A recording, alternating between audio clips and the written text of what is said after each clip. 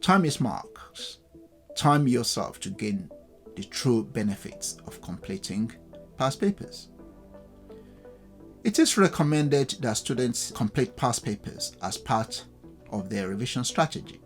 However, whilst this is an effective exercise, many students fail to complete the papers under time conditions.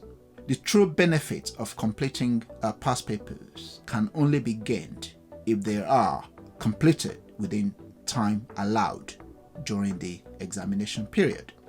One of the main areas in which good students lose marks is their inability to apportion their time adequately within the exams, leading them to running out of time for the final questions.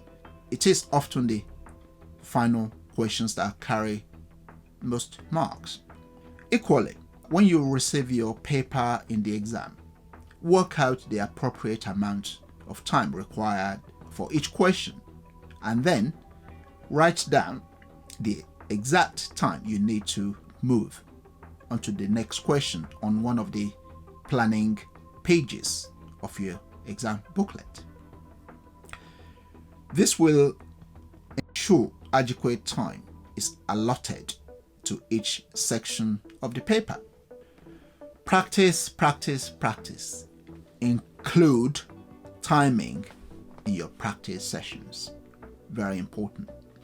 There's a phrase that says practice means perfect. I'm not so sure if perfection actually exists, but you can be prolific, which means do a lot of it, do it more, and then you get better. We're not talking about 100%, but score very, very high marks, maybe close to it if you practice under timed exam conditions.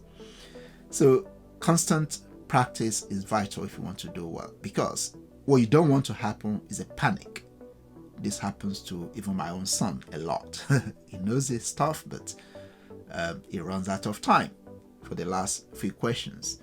You want to be in a relaxed state, and you don't want to be phased when you are confronted with the actual exam paper.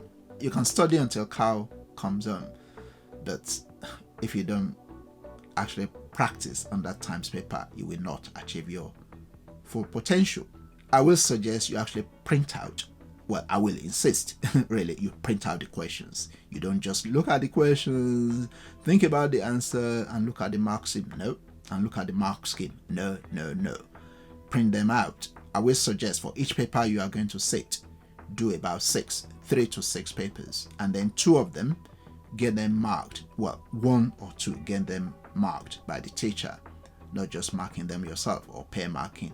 You can do for most of it, mark them yourself or get your friends to do it, but have 1 or 2 of them which is actually marked and commented on by a teacher for your GCSE and A-level, for example.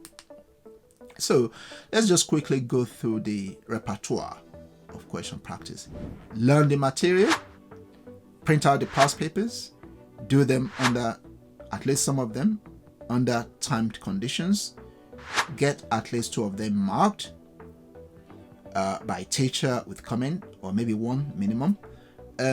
Finally, after receiving the paper in the exams, very quickly go through the paper and then allocate the approximate number of minutes for each question. Try to be as exact as you can, but don't spend more than you've allotted to most questions. Thank you for watching this video, and I look forward to speaking to you in my next video. Thank you for watching.